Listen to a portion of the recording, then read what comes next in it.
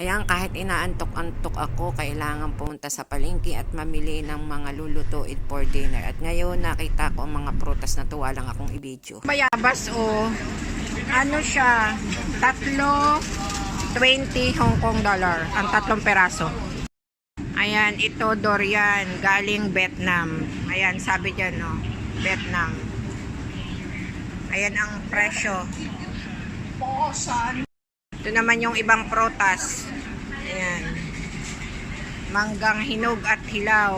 Yellow and green. Ayan ang presyo. Avocado. Makinis siya, maliliit. Ayan ang presyo. Ayan naman ang buko.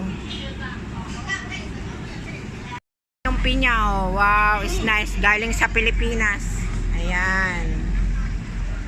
Pakwan. Ayan ang presyo.